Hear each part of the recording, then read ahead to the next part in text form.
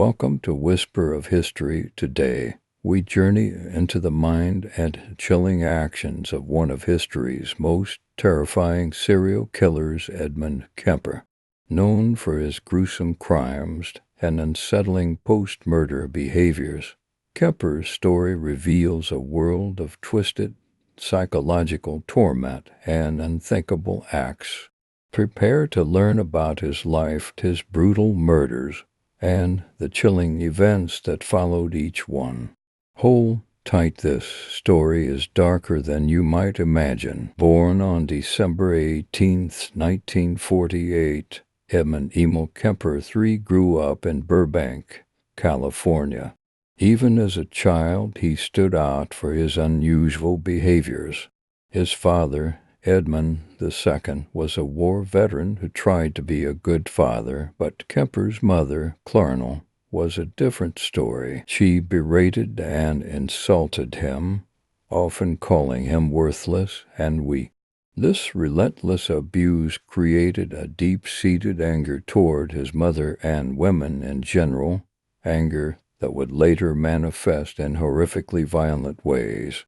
Clarnell's impact on Edmund was so profound that he later described her as his true first victim. At age 15, Kemper was sent to live with his grandparents due to his growing conflicts with his mother. His grandparents had hoped the isolation would bring him peace, but his inner turmoil only grew stronger. After an argument with his grandmother, Kemper took his hunting rifle and shot her in the head.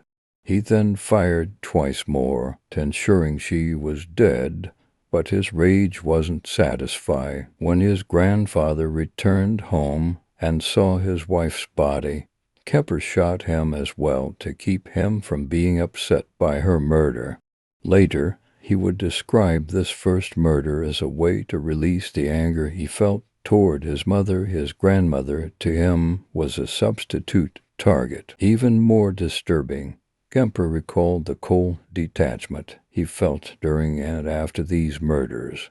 He lingered over his grandmother's body, almost as if inspecting his work. When asked why he did it, he said he wanted to know what it felt like to kill, foreshadowing his escalating violence. After killing his grandparents, Kemper was sent to a detention center where he was evaluated and eventually diagnosed with paranoid schizophrenia. However, he quickly learned to manipulate his doctors and use his high IQ to charm them, presenting himself as a model patient. This behavior earned him early release at 21. This release was the turning point that would unleash his darkest impulses on an unsuspecting public. Once out of detention, Kemper returned to his mother's home, but struggled to reintegrate. His anger toward women grew stronger, and he developed a chilling new routine, picking up young female hitchhikers.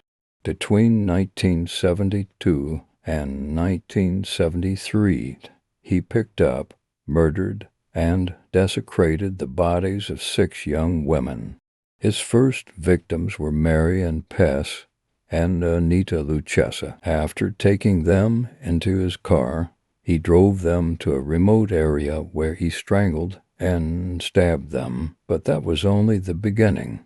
Kemper brought their bodies back to his apartment, where he decapitated them and engaged in necrophilic acts, horrifyingly describing these actions as attempts to connect with them in a way he couldn't with the living. Kemper would later recount in the interviews how he'd pose and dismember the bodies, carefully cleaning and preserving certain parts. This ritualistic treatment of his victims escalated with each murder. He decapitated Aiko Ku, a 15-year-old girl he picked up while she was hitchhiking to dance class.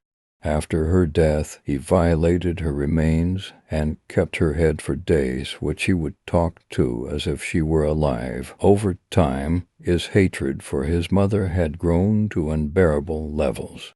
On April 20th, 1973, he killed his mother, Clarnell, in her sleep by striking her with a hammer and then slitting her throat. But he didn't stop there. Kemper engaged in horrific acts with her body, later describing how he removed her head and placed it on a shelf to scream at it, blaming it for the pain and frustration he'd felt his entire life.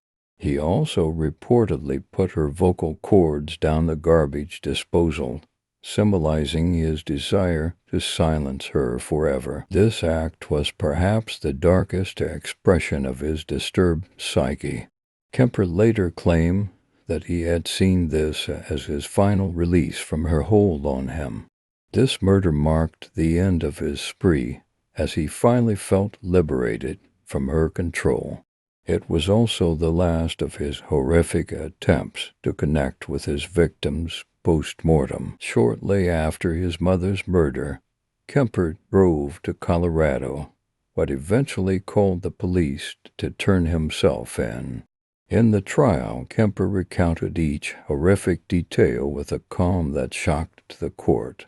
He was sentenced to 8 life terms, but even in prison, he continues to demonstrate the intelligence and self-awareness that make him such a disturbing figure. During the trial, Kemper's demeanor remained unsettlingly composed as he described every detail of his crimes, from the methods he used to the motivations he claimed to feel.